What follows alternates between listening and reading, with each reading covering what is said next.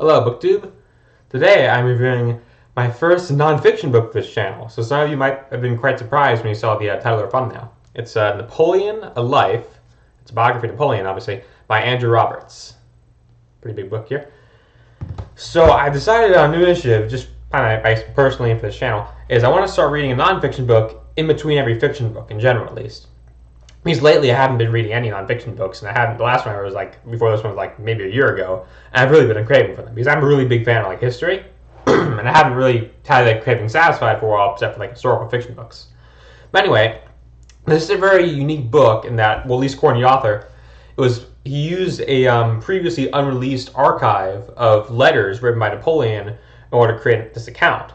And because of this, he believes that his account is arguably more authoritative than previous accounts were. And there's a lot of biographies of Napoleon. So I guess you could say it's a selling point for presenting this particular biography as being worth your while compared to the hundreds of other biographies of Napoleon out there. Apparently, there's supposed to have been more books printed with Napoleon's name in the title since days that he died, or something like that. But anyway, another thing you can about this book, I guess I would say is the main scholarly thing, is that it actually tries to present Napoleon in a positive light, but not completely so. It's balanced. They don't sugarcoat things that should not be sugarcoated, like his atrocities and his brutalities and his various mistakes, but they actually try to make him in a bit more of a positive light than it's normally put. And the author justifies this by arguing that a lot of Napoleonic scholarship has not only been, they haven't had those letters that I mentioned that were unreleased for a long time, but also they often suffered from an a British bias, which in order to make the British Empire look better,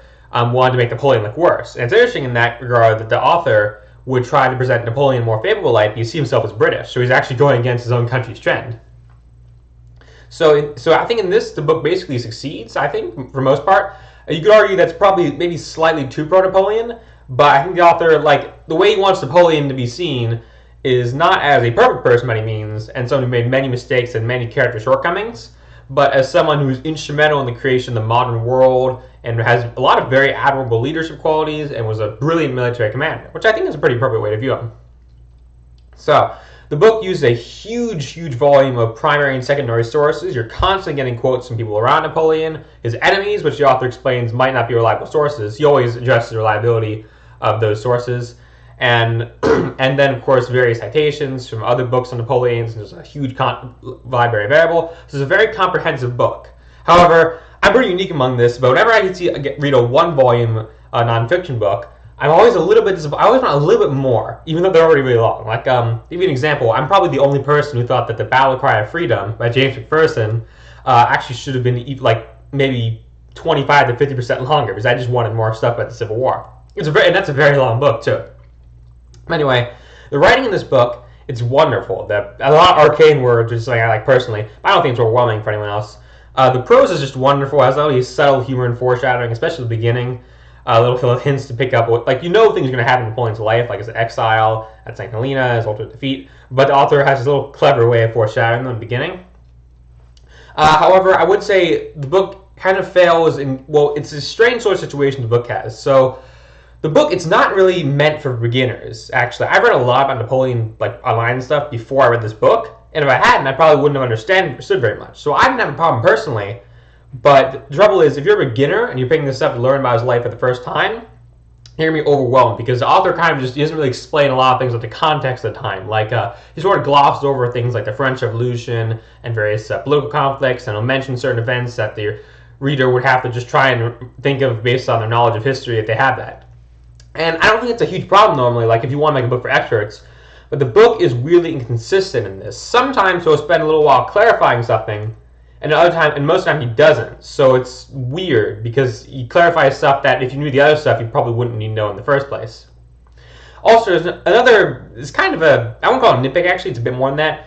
The author, when he quotes Napoleon or other figures, he'll have them, he'll do them in English, but he'll have little sections of their quotes be in French, which is to be expected, it's a little literary technique people often use when they have characters in a fictional book speaking in a language, so have little parts of their speech be in the other language.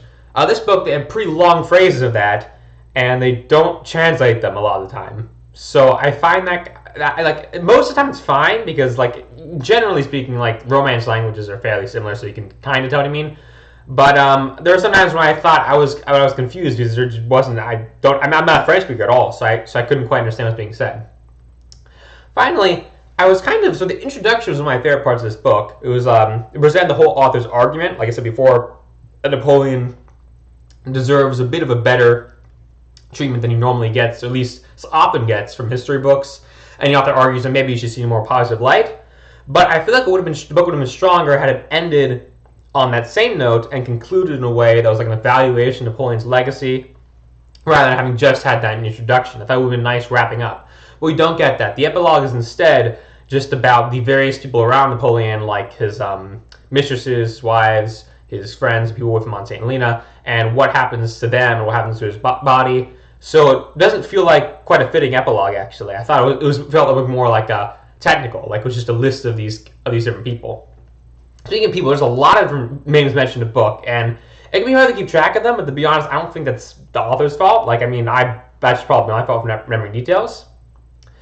And other than that, I honestly think it was a very good book. It was not perfect, but I greatly enjoyed it, and it makes me even more interested to learn about this era.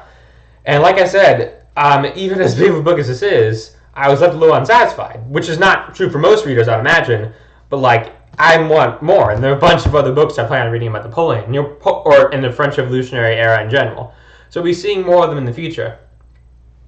Anyway, so thank you for listening, and if you would please try to please the YouTube algorithm gods by liking, commenting, and subscribing, and have a nice day.